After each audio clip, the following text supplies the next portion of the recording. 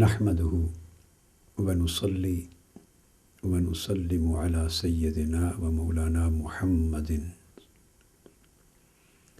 رسوله النبي الأمين المكين الحنين الكريم الرؤوف الرحيم. أما بعد، فأعوذ بالله من الشيطان الرجيم. بسم الله الرحمن الرحيم. أَوَمَنْ كَانَ مَيْتًا فَأَحْيَيْنَاهُ وَجَعَلْنَا لَهُ نُورًا يَمْشِي بِهِ فِي النَّاسِ كَمَنْ مَثَلُهُ فِي الظُّلُمَاتِ لَيْسَ بِخَارِجٍ مِنْهَا كَذَلِكَ زُيِّنَ لِلْكَافِرِينَ مَا كَانُوا يَعْمَلُونَ. صدق اللہ مولانا العظیم.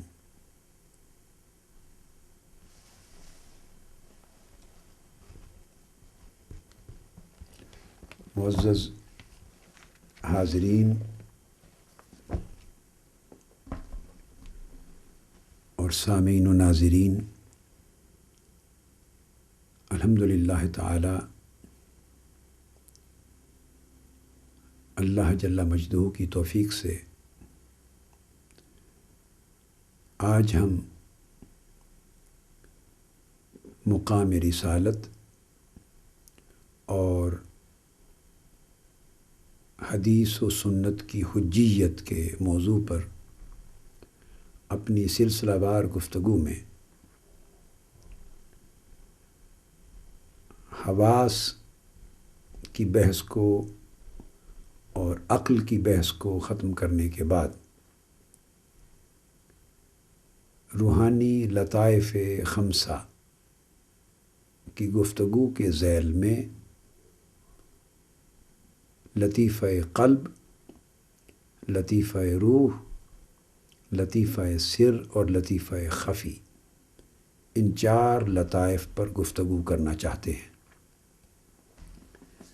اس لیے کہ اس سے پچھلی گفتگو میں ہم لطیفہ نفس پر تفصیل سے روشنی ڈال چکے ہیں،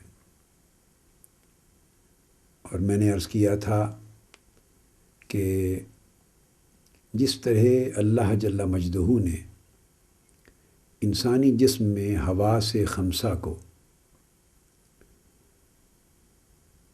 علم کے 5 ذرائع کے طور پر اور علم کا بنیادی خام مواد عقل تک پہنچانے کے لیے بیسک سورسز کے طور پہ مقرر فرمایا ہے، اسی طرح انسانی زندگی میں علم جو عقل کے اندر جا کے تشکیل پذیر ہوتا ہے، یعنی وہ ادراک اور پرسیپشن جو 5 حواس کے ذریعے انسان کی عقل تک پہنچتا ہے، وہ ایک باہمی تنظیمی عمل سے گزر کر اور باہمی اشتراک و نظم کے عمل سے گزر کر علم میں جا کر متشکل ہوتا ہے، یعنی علم کی شکل اور صورت اختیار کرتا ہے. مگر عقل سے وجود میں آنے والا، عقل کے ذریعے وجود میں آنے والا علم بھی خواہ وہ کتنا گہرا، کتنا بلند اور کتنا وسیع و عریض کیوں نہ ہو، اس کا تمام تر انحصار حواس خمسہ ہی کی قوت ادراک پر ہے. تو جہاں عقل کے تمام حدود اور عقل کی تمام استعدادیں اور عقل کی تمام وسعتیں ختم ہو جاتی ہیں علم کے باب میں، تو اس کے بعد 5 ذرائع انسان کے باطن میں بھی جو اللہ رب العزت نے اسی طرح رکھے ہیں جو ظاہر میں ہیں، پھر ان کا عمل، ان کو میں نے لطائف خمسہ کا نام دیا تھا. اب یہ جو لطائف خمسہ ہیں، میں نے پچھلی گفتگو میں چند نشستوں کے اندر یہ واضح کیا تھا کہ وہ ان میں سے ایک لطیفہ نفس ہے، ایک لطیفہ قلب ہے، ایک لطیفہ روح ہے، ایک لطیفہ سر اور ایک لطیفہ خفی. ہر چند کے انہیں لطائف سبع تک بھی عرفاء و محققین نے بیان کیا ہے۔ تو وہ پھر جوہر عقل کو ایک لطیفہ کے طور پہ لے لیتے ہیں، اور ادھر خفی کے بعد اخفا کو ایک الگ لطیفہ کے طور پہ لے لیتے ہیں، مگر ان تمام اطراف کو یکجا کر کے جو سالڈ کانسیپٹ اور زیادہ پاپولر کانسیپٹ عرفاء اور محققین کے ہاں وہ یہ ہے کہ 7 کو بھی 5 میں ضم کیا جائے تو یہ بات زیادہ سائنٹیفک، زیادہ آرگنائزڈ اور زیادہ انڈرسٹینڈیبل بنتی ہے۔ سو میں نے لطائف خمسہ کو پھر اس اصطلاح کو منتخب کیا۔ اس باب میں جو لطیفہ اولا ہے، پہلا لطیفہ، وہ نفس کا تھا۔ نفس پر ہم بڑی تفصیل سے گفتگو مثالوں کے ساتھ کر چکے، لہٰذا آج ہم دوسرے لطیفہ سے اپنی بات شروع کر رہے ہیں، اور بقیہ 4 لطائف اختصار کے ساتھ آج کی نشست میں انشاءاللہ تعالی مکمل کریں گے۔ تو گویا دوسرا لطیفہ لطائف باطنی میں انسان کا قلب ہے۔ اب میں ابتداً 4 لطائف کی بات اختصار کے ساتھ پہلے کر لوں تاکہ ان کی گریڈیشن، ان کی کلاسیفیکیشن، ان کی تقسیم، ان کے مدارج آسانی سے ہمیں سمجھ میں آ جائیں۔ جسٹ تعارف کی حد تک، اگر ان میں زیادہ تفصیل میں جائیں تو عامت الناس کو سمجھنے میں مشکل پیش آئے گی، لہٰذا اس مقام پہ میں اختصار سے کام لوں گا، اور بعد ازاں اسی بحث کے ریفرنسز پھر قرآن مجید سے میں آپ کے سامنے پیش کر دوں گا۔ قرآن مجید کی ابھی جو آیہ کریمہ میں نے تلاوت کی، یہ سورہ انعام کی آیت ہے۔ اس میں اللہ تبارک و تعالی نے لطیفہ قلب کی بات کرتے ہوئے دل کے 2 درجے، یا یوں سمجھ لیجئے کہ دل کی 2 قسمیں اللہ تبارک و تعالی نے بیان کی۔ ایک قلب میت اور ایک قلب حی۔ تو یہ دل کے باب میں پہلے 2 درجے یا دل کی 2 قسمیں آ گئیں۔ قلب میت مردہ دل ہے، یعنی ڈیڈ ہارٹ ہے، اور قلب حی یہ زندہ دل ہے، آپ اس کو لیونگ ہارٹ کہیں گے۔ اب قرآن مجید میں سورہ انعام میں صراحت کے ساتھ اس امر کی طرف اشارہ کیا گیا، فرمایا فَأَحْيَيْنَاهُ وَجَعَلْنَا لَهُ نُورًا يَمْشِي بِهِ فِي النَّاسِ۔ تو اس آیت کریمہ کے اتنے حصے میں 4 مرتبے بیان کیے گئے۔ ہماری گفتگو کے اس پہلے حصے کا تعلق اس کے مرتبہ اولا سے، یعنی پہلے مرتبے فرسٹ گریڈ کے ساتھ ہے، دل مردہ کی بات۔ فرمایا اومن کان میتن، اس پوری آیت میں ایک تمثیل دی گئی ہے در حقیقت کہ کیا وہ شخص جس کی یہ حالت تھی اور اب یہ حالت ہے، اس کو اور اس دوسرے شخص کو جس کا ذکر آگے آ رہا ہے ایک جیسا تصور کر لیا جائے؟ کیا یہ دونوں شخص ایک جیسے ہو سکتے ہیں؟ تو قرآن مجید نے ان دونوں اشخاص کے احوال، روحانی احوال بیان کر کے ان کے ایک جیسے ہونے کی قطعی طور پہ نفی کر دی ہے، اس تصور کو رد کر دیا ہے۔ اب کیا بیان فرمایا؟ ارشاد فرمایا اومن کان میتن، کیا وہ شخص جس کا دل مردہ تھا۔ یاد رکھیے کہ اس سے مراد وہ شخص مردہ نہیں ہے جس کی ڈیتھ ہو گئی اور قبر میں چلا گیا، وہ مراد نہیں ہے۔ اس سے مراد وہ لوگ ہیں جو دل مردہ رکھتے تھے، ایمان سے محرومی کے باعث ان کے دل مردہ تھے، چونکہ ایمان سے دل کو حیات ملتی ہے۔ کفر کے باعث وہ قلب میت کے حامل تھے، مردہ دل تھے۔ گمراہی اور ضلالت کے باعث ان کے دل مردہ تھے۔ حق کی معرفت میں غفلت کے باعث اور حق سے منہ موڑ لینے کے باعث اور شرک، کفر، گمراہی اور ضلالتوں کے اندھیروں میں بھٹکنے کے باعث ان کے دل چونکہ ایمان کے نور سے محروم تھے، سو حیات سے، زندگی سے محروم تھے۔ تو اس کو فرمایا اومن کان میتن، بس وہ شخص جو مردہ تھا، یعنی مردہ دل تھا، محرومی ایمان کے باعث اور کفر کے غلبے کی وجہ سے، جس کا دل مردہ تھا، پھر کیا ہوا؟ فَأَحْيَيْنَاهُ، ہم نے اسے ایمان کی دولت سے نوازا، اسے ہدایت کی دولت سے نوازا، اور اس دولت کے باعث ہم نے اس کے دل کو زندہ کر دیا۔ اب وہ زندہ دل ہو گیا، جیسے وہ بیشتر صحابہ کرام جو قبول اسلام سے پہلے حالت کفر میں تھے یا حالت شرک میں تھے اور گمراہی اور ضلالت کی حالت میں تھے، تو مردہ دل تھے۔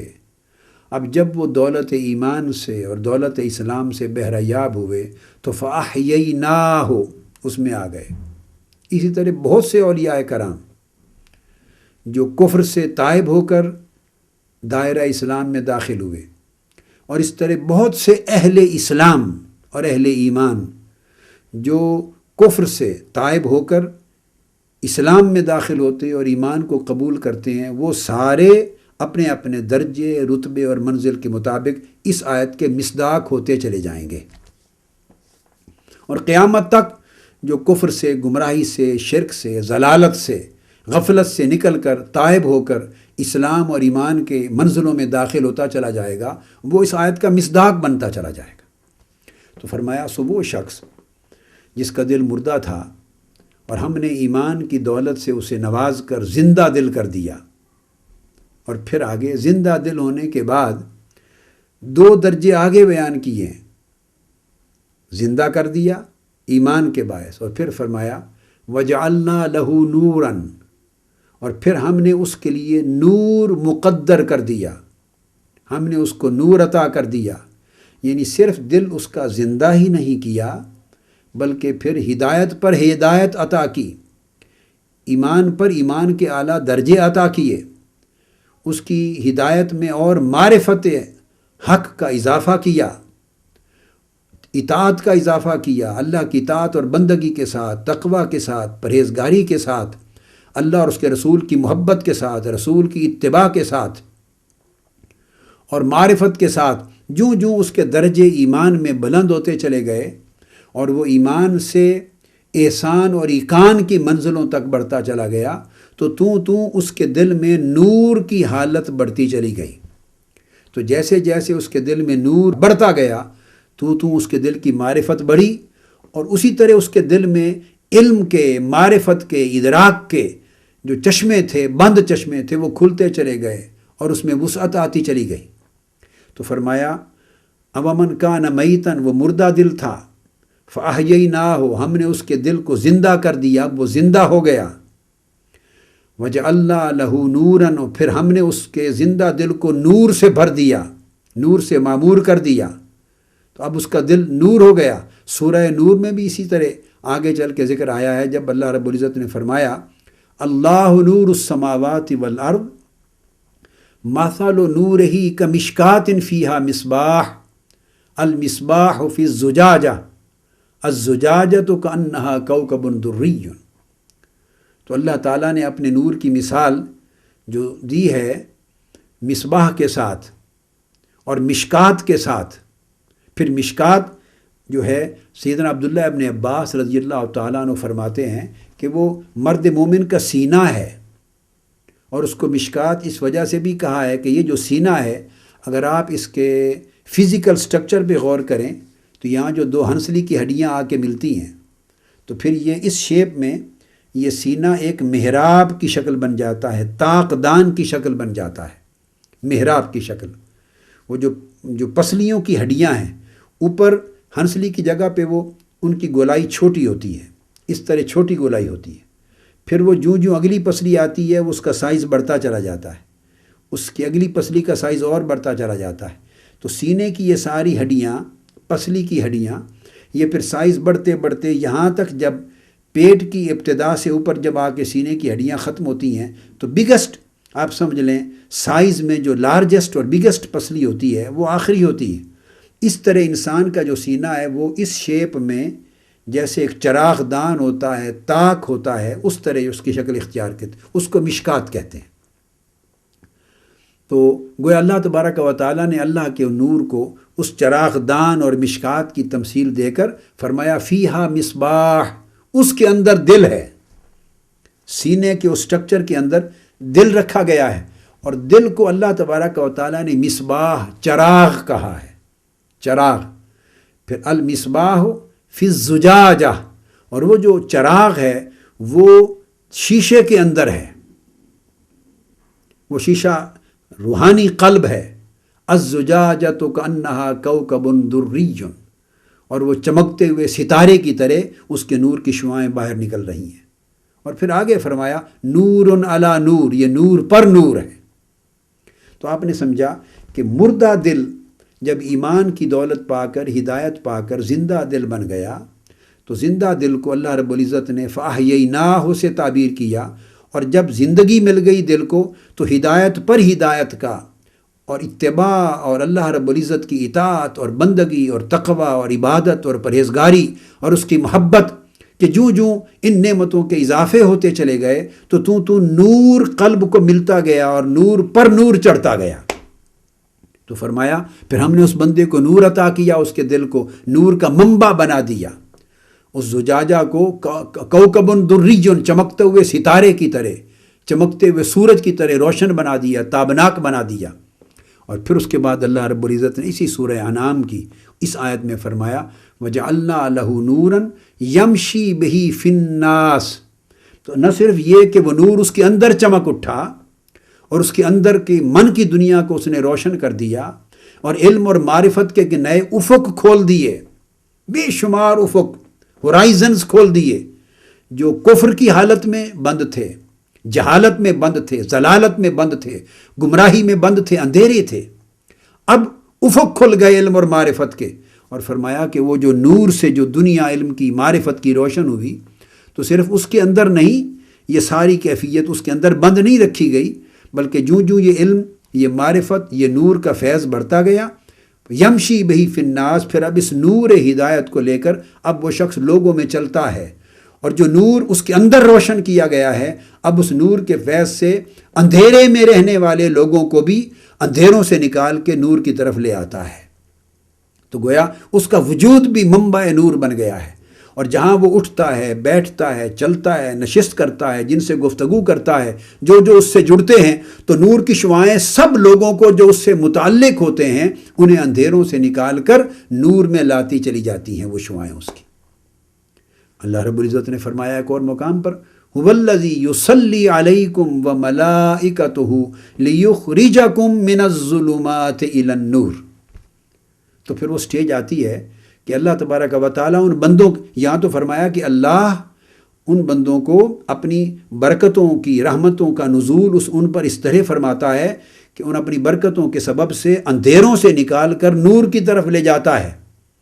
یہاں تو اللہ تبارک و تعالیٰ نے اصل حقیقت کا بیان کیا نا کہ اللہ اندھیروں سے نکال کے نور کی طرف لے جاتا ہے، مگر سورہ انعام میں وہ حقیقت رونما کیسے ہوتی ہے، عمل پذیر کیسے ہوتی ہے، اس حقیقت کا پروسیس، پریکٹیکل پروسیس، پروسیجر کیا ہوتا ہے، یہاں پروسیجر بیان کیا گیا کہ وہ اندھیروں سے نکال کے نور کی طرف لے جانا اللہ بندوں کو بندوں کے ذریعے یہ فیض عطا کرتا ہے، اندھیروں میں رہنے والے بندوں کو نور کا منبع بن جانے والے بندوں کے واسطے اور وسیلے سے روشنیوں پر گامزن کرتا ہے۔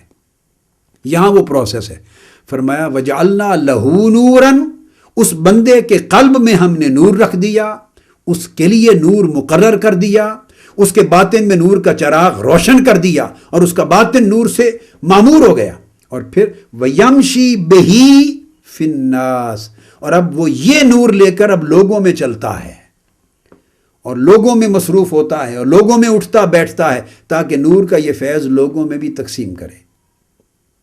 تو گویا اس طرح دل مردہ تھا، اور اللہ کی ہدایت کے ذریعے جب وہ لیونگ ہارٹ بنا تو لیونگ ہارٹ کے ساتھ انلائٹنڈ ہارٹ ہو گیا، وہ ایلومینیٹ ہو گیا، اور نہ صرف ایلومینیٹ ہوا، ایلیمینیٹنگ ہو گیا، پھر وہ آگے روشن کرنے والا دل بن گیا، منور ہوا، اور منور کے بعد منور ہو گیا، اب وہ لوگوں کو روشنی دے رہا ہے۔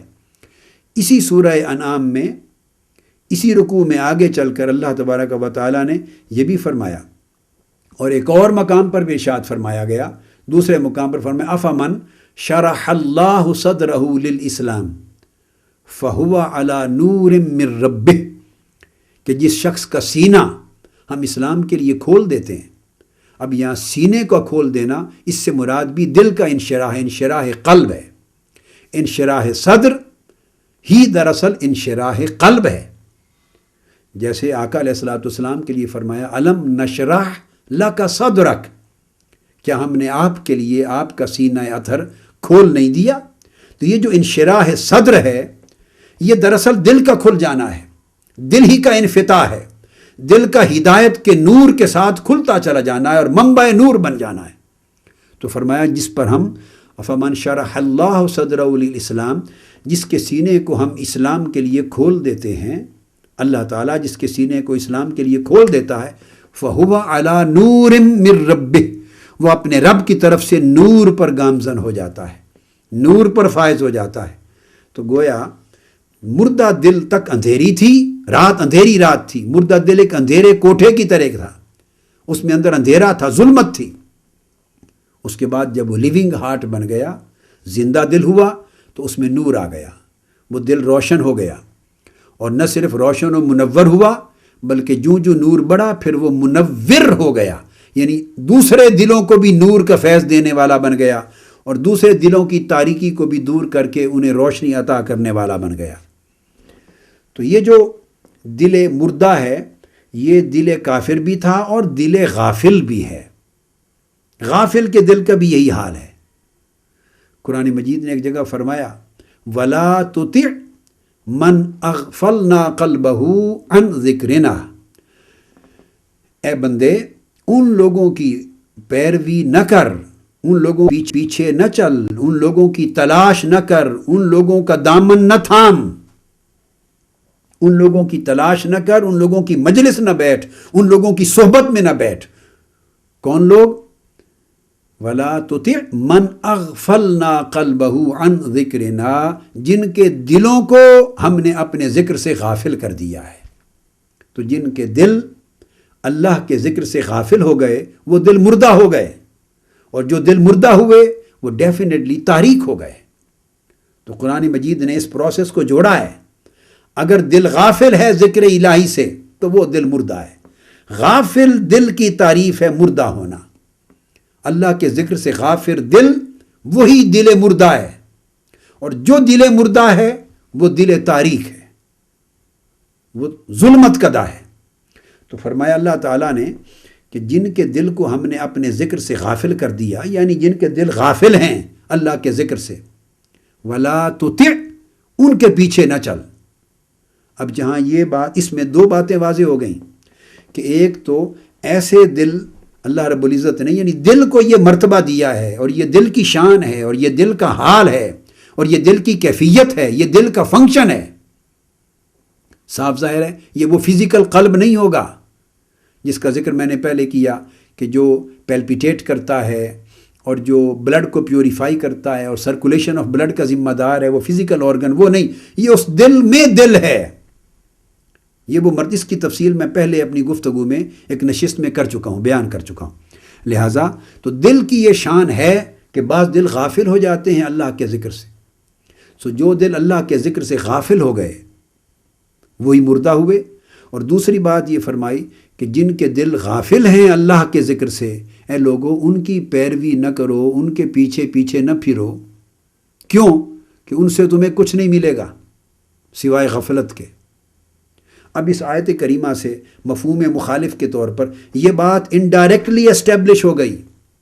اس آیت نے دلالتاً اور اقتضاءً، اشارتاً بھی، دلالتاً بھی، اقتضاءً بھی، تینوں طریق پر اس آیت نے یہ بات بھی سمجھا دی کہ جب غافل دل والے شخص کے پیچھے پھرنے سے اللہ نے منع کر دیا تو کیا مطلب ہوا کہ جو دل ذاکر ہے اس کے پیچھے پھرا کرو۔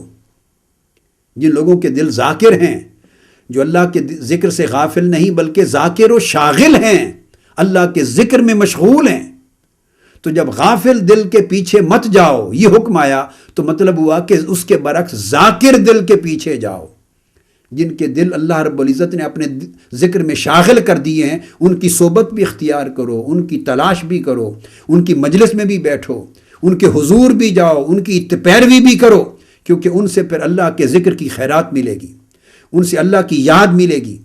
یہ کہ دوست سے دوست کی خوشبو آتی ہے، جن کے دل اللہ کے ذکر میں شاغل ہو گئے وہ اللہ کے دوست ہو گئے، ان کے دل ہمہ وقت اللہ کے ذکر میں مشغول ہیں، مصروف ہیں، اور اللہ کی یاد میں منہمک ہیں، محو ہیں، غرق ہیں، فنا ہیں۔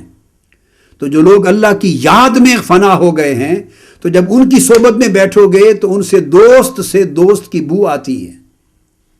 لہٰذا ان اہل ذکر کی مجلس میں جاؤ گے تو تمہیں ذکر کی خیرات ملے گی، فیض ملے گا، رہنمائی ملے گی، نور ملے گا، اللہ کی قربت ملے گی۔ اب اسی آیت سے تھوڑا پہلے پچھلی آیت میں اللہ تبارک و تعالیٰ نے یہ راز بھی واضح فرما دیا جب فرمایا وَلَا تُطِعْ مَنْ أَغْفَلْنَا قَلْبَهُ عَنْ ذِكْرِنَا، کہ جن کے دل اللہ کے ذکر سے غافل ہو گئے ہیں ان کی اطاعت، ان کی پیروی نہ کرو، ان کے پیچھے نہ پھرا کرو۔ تو اس سے پہلے آیت میں حکم دے دیا وَاصْبِرْ نَفْسَكَ مَعَ الَّذِينَ يَدْعُونَ رَبَّهُمْ بِالْغَدَاةِ وَالْعِشِيِّ يُرِيدُونَ وَجْهَهُ وَاصْبِرْ نَفْسَكَ۔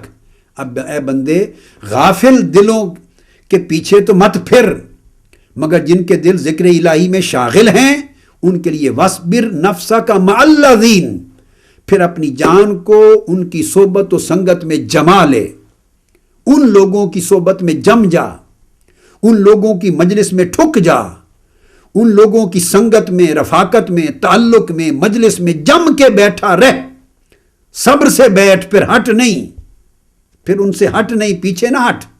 کون لوگ؟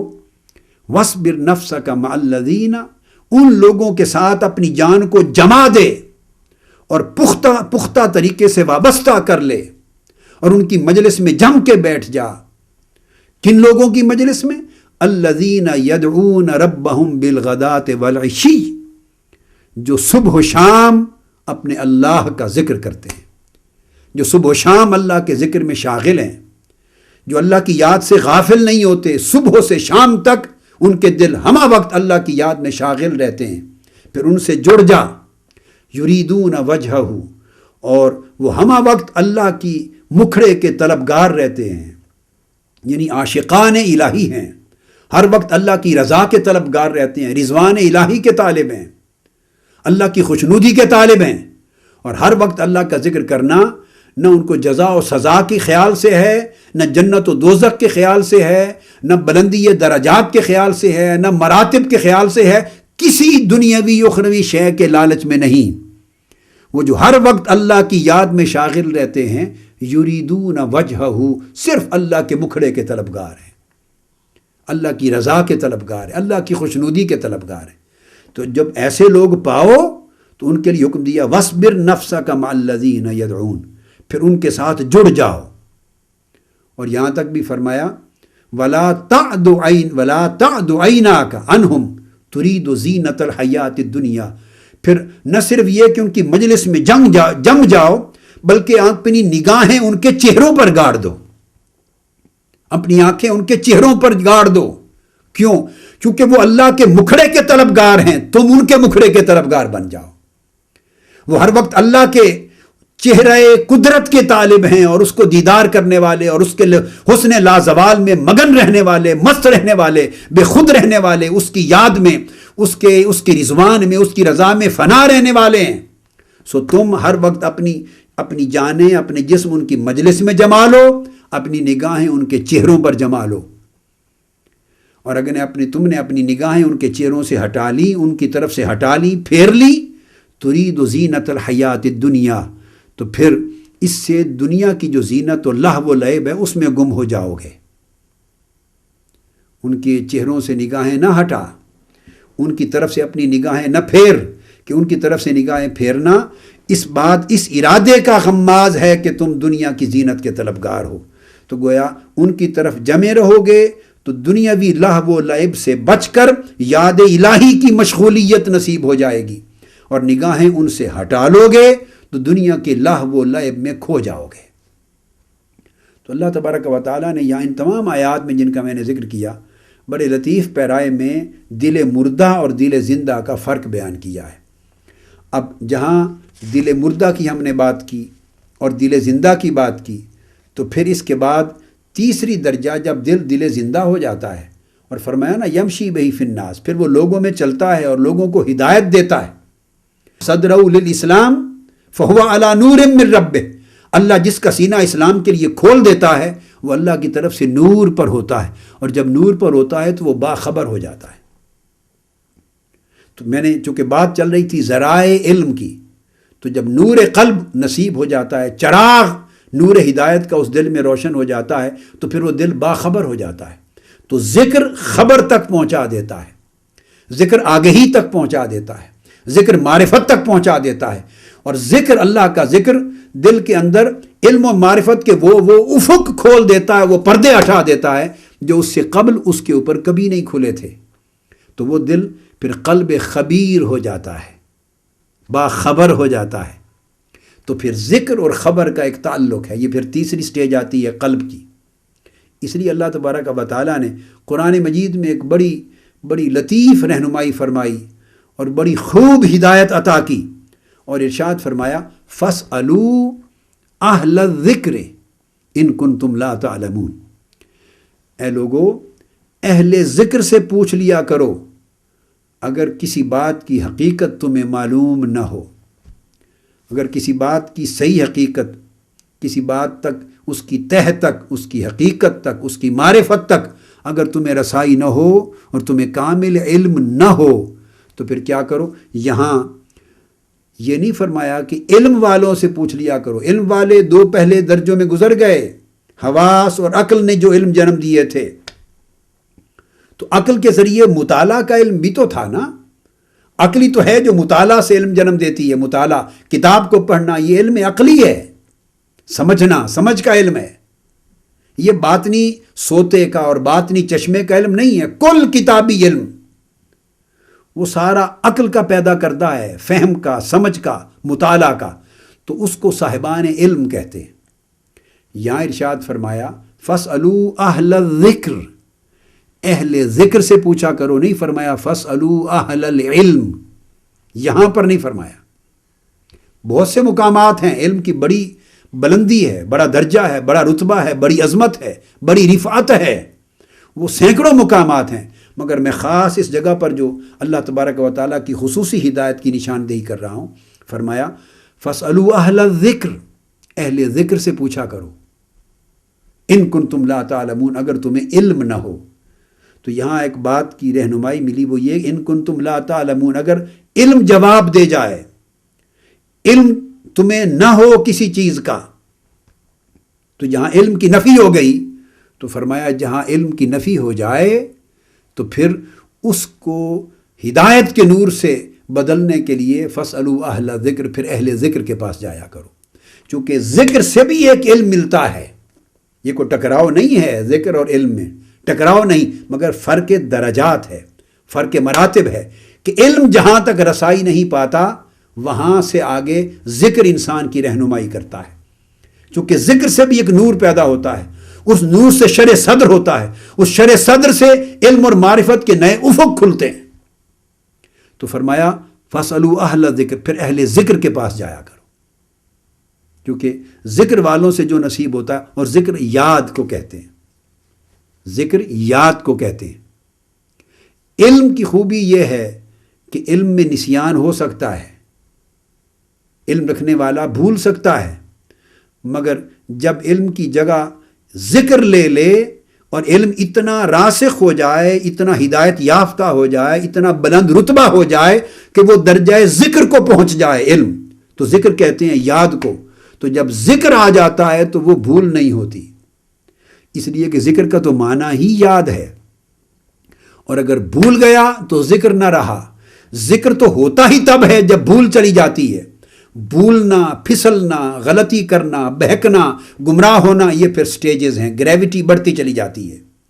تو علم کے دنیا میں تھے تو سب کچھ پاسبل تھا، نسیان بھی تھا، غلطی بھی تھی، بہکاوا بھی تھا، بھٹکاوا بھی تھا، گمراہی بھی تھی، ضلالت بھی تھی. بڑے بڑے صاحبان علم بڑی بڑی ٹھوکریں کھا گئے اور اتنے برے درجے کی گمراہی کر گئے کہ کفر کی دلدل میں جا پھنسے. تو علم انسان کو ہدایت کی ضمانت نہیں دیتا، ذکر اور اہل ذکر دیتے ہیں. اس لیے اللہ رب العزت نے فرمایا کہ سورہ فاتحہ میں جب ہدایت کی پہلی دعا سکھائی، ہدایت کیسے ملے، کہاں سے ملے، پہلی دعا سکھائی تو فرمایا یوں کہو اہدنا الصراط المستقیم صراط الذین انعمت علیہم. اے اللہ ہمیں سیدھی راہ دکھا، ہدایت دے صراط مستقیم کی. اور صراط مستقیم کون سی ہے؟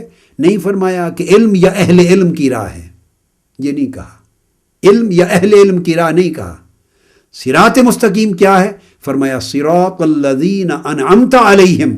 صراط مستقیم ان لوگوں کی راہ ہے مولا جن پر تو نے انعام کیا، جن پر تو نے انعام کیا. تو گویا صراط مستقیم کو اللہ رب العزت نے مشروط کر دیا اپنے انعام سے اور انعام یافتہ بندوں کے ساتھ، اور انعام یافتہ بندوں کی راہ کو ہدایت کی راہ بنایا، علم کی راہ کو نہیں.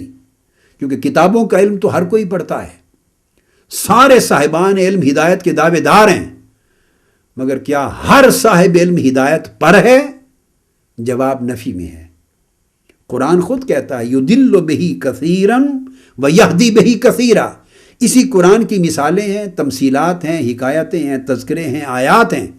اس میں جو کچھ بیان ہوا ہے ان سے بے شمار لوگوں کو گمراہی مل رہی ہے، اور گمراہی اس لیے کہ ان کا قلب مردہ ہے، دل مردہ ہے، دل تاریک ہے، من میں غلاظت ہے، من میں تزکیہ نہیں ہے، تصفیہ نہیں ہے، اللہ کی اطاعت کی، حضور کی اتباع کا، زہد کا، ورع کا، تقویٰ کا، شب بیداری کا، گریہ وزاری کا. وہ جو فیض ملتا ہے جو دل کی میل کو چیل کو دور کر کے دل کو نور کا منبع بناتا ہے، کیونکہ اندر وہ نور نہیں غلاظت ہے. تو پھر جب غلاظت والے دل سے قرآن کی آیتیں بھی پڑھتے ہیں تو اپنے من کی غلاظت کی وجہ سے انسان غلاظت اس کو ضلالت کی طرف لے جاتی، گمراہی کی طرف لے جاتی. وَيَهْدِي بِهِ كَثِيرًا. یہی قرآن کی آیتیں ہیں بہت سے لوگوں کو ہدایت عطا کرتی. تو قرآن کا جو علم عطا ہو رہا ہے اس کی مثال تو بارش کی سی ہے، موسلادھار بارش ہے، ساری زمینوں پر یکساں برس رہی ہے بارش. مگر کیا ہر زمین سے پھول اگ رہے ہیں؟ کیا ہر زمین سے پھل اگ رہے ہیں؟ کیا ہر زمین سیرابی، ہریالی، شادابی دے رہی ہے؟ نہیں. ہاں، جس زمین کو مالی نے خوبصورت طریقے سے اس کی گوڈی کر کے، اس پر کام محنت کر کے اس کو شاندار بنا دیا تھا، بیج بو دیے تھے، سواب بارش تو گر رہی ہے. قرآن کی آیات کی، علم کی، فیضان کی، وحی کی بارش گر رہی ہے. مگر دلوں کی زمین کس حال میں ہے؟ جن کے دلوں کی زمین کے اندر غلاظت ہے. تو ایسی جگہیں بھی ہیں جہاں غلاظت کے ڈھیر ہیں، سارے محلے کے لوگ غلاظت پھینک دیتے ہیں، شہر کے لوگ دور جا کر غلاظت پھینک آتے ہیں. باہر کی دنیا میں تو ایسا نہیں کرتے، مگر باہر صورت پاکستان، انڈیا اور بنگلہ دیش تو اس کے نمایاں مثالیں ہیں نا. وہاں تو ڈھیر آپ کو جگہ جگہ ہر گلی کے موڑ پر ملیں گے. اور اب تو کارپوریشنیں سیاست میں لگ گئیں تو اب تو ہر جگہ غلاظت ہی غلاظت ہوتی ہے، تو ڈھیر ملیں گے غلاظت کے. تو جہاں زمین پر غلاظت تھی بارش وہاں بھی برسی، جہاں زمین پر مالی نے اس کو خوب کام کر کے اور اس کے اندر بیج، پھلوں کے، پھولوں کے، خوبصورت ہریالی کے بو رکھے تھے، وہاں بھی وہی بارش برسی. ایک ہی بارش برسی بیک وقت. غلاظت والی زمین سے تعفن پھوٹ پڑا، وہاں ہیضے کی وبا پھوٹ گئی، طاعون پھوٹا، بیماریاں پھوٹی، انفیکشنز پھوٹی اور ہلاکتیں پھوٹی، اور اتنا بدبودار ماحول ہو گیا کہ لوگ قریب نہیں گزر سکتے. اور جہاں زمین میں بیج تھے ہریالی کے تو وہ زمین ہری بھری ہو گئی، کئی زمین شاداب ہو گئی، سرسبز ہو گئی، کئی زمین پھولوں بھری ہو گئی، کئی زمین پھلوں بھری ہو گئی. تو بارش تو یکساں ہے، یضل بہ کثیرا ویہدی بہ کثیرا. بارش علم کی، قرآن کی، ہدایت کی، آیات کی ایک ہے. مگر سوال یہ ہے کہ دل کی کیفیت کیا ہے؟ مردہ دل پہ وہی بارش گری تو اس کا تعلق تقریر سے تو نہیں ہے. مردہ دل ہے تو تقریر تو وہ بھی شاندار کر لے گا، مردہ دل ہے تو خطاب تو وہ بھی بڑا عظیم الشان کر لے گا، ٹھوک بجا کر فتویٰ وہ بھی دے لے گا. اور زندہ دل ہے تو وہ بھی بات کر لے گا، خطاب کر لے گا. یہ دوسری چیزیں یہ تو فن ہیں، یہ تو وے آف ایکسپریشن ہے. فیصلہ تو اندر دل کی زمین پہ ہو رہا ہے کہ غلاظت تھا، دل میں غلاظت تھی، گمراہی تھی، اللہ کے ساتھ اطاعت اور بندگی کا نور تھا یا نہ تھا، اور تعلق نسبت محمدی تھا یا نہ تھا، نسبت محمدی تھی یا نہ تھی، غلامی رسول تھی یا نہ تھی، گنبد خضرا کے فیض کے لیے راستہ کھلا تھا یا نہ تھا، رات کو مسلوں پر گریہ و زاری تھی یا نہ تھی، عبادت کا نور تھا یا نہ تھا، زہد اور ورع اور تقوی اور طہارت من میں تھی یا نہ تھی۔ فیصلہ تو ان کیفیات پر ہونا ہے، تزکیہ اور تصفیہ باطن تھا یا نہ تھا۔ یہی وہ عمل ہے جس پر صوفیہ عمر بھر بسر کرتے رہے اور محنتیں کرواتے رہے۔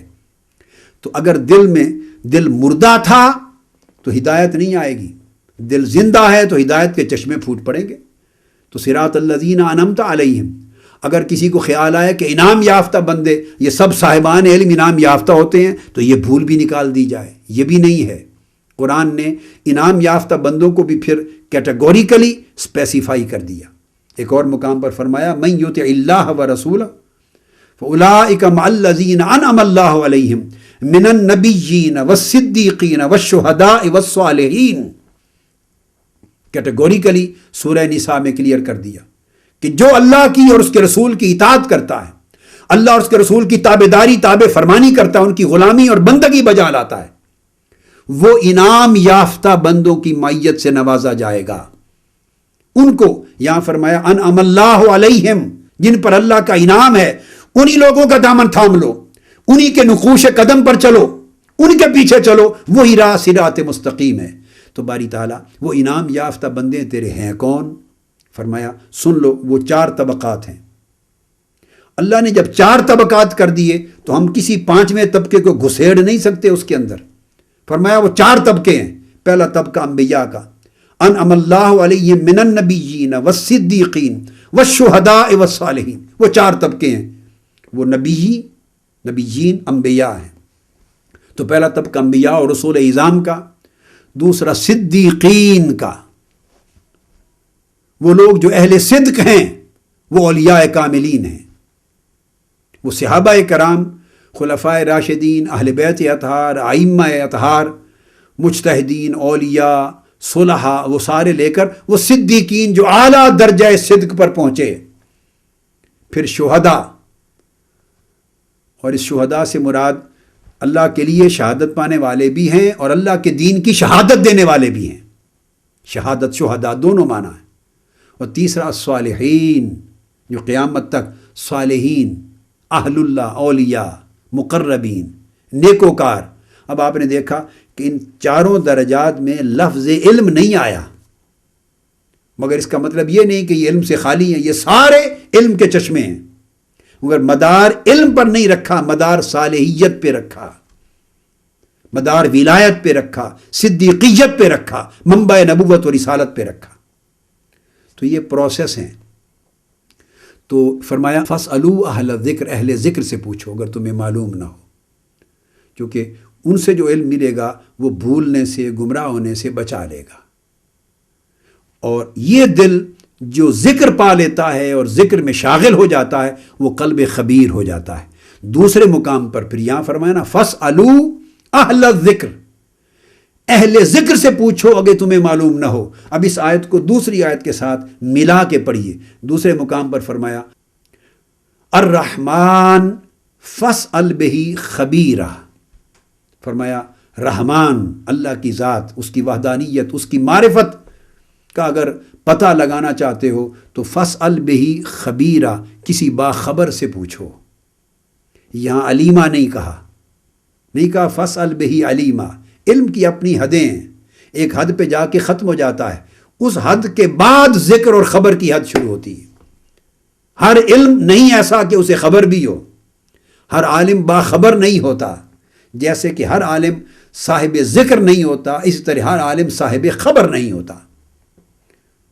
ذکر و خبر اونچی باتیں ہیں، علم راستہ ضرور دکھاتا ہے مگر اس سے اوپر کی منزلیں ہیں۔ ادھر فرمایا فاسألوا اہل الذکر، اہل ذکر سے پوچھا کرو، ادھر فرمایا الرحمن فاسأل بہ خبیرہ، کسی باخبر سے پوچھ لو۔ اگر اللہ کی خبر لینی ہو، اس کی معرفت کی خبر لینی ہو تو پھر اہل خبر سے پوچھا کرو۔ اہل علم بھی کیا کہہ سکتا تھا اللہ تبارک و تعالی، مگر نہیں، اللہ کی بات پوچھنی ہو تو خبر والوں سے پوچھو۔ اس لیے امام احمد بن حنبل حضرت بشر الحافی کی خدمت میں بیٹھتے، اور جب ان سے پوچھا گیا کہ آپ تو خود امام شریعت ہیں اور تمام علوم دنیا شرق سے غرب تک آپ سے سیکھنے کے لیے آتی ہے، علم آپ سے لینے کے لیے آتی ہے، تو آپ اس ننگے پاؤں پھرنے والے بغداد کی گلیوں میں ننگے پاؤں پھرنے والے فقیر حضرت بشر الحافی ان کے پاس کیا لینے جاتے ہیں؟ ان کی مجلس میں بہت بیٹھتے، زیارت کرتے ہیں۔ تو فرمایا علم لوگ میرے پاس لینے آتے ہیں، کوئی شک نہیں، میں خبر ان کے پاس لینے جاتا ہوں۔ شریعت کا علم مجھے زیادہ ہے، لوگ اس لیے میرے پاس آتے ہیں، مگر شریعت والے کی خبر اس کو زیادہ ہے۔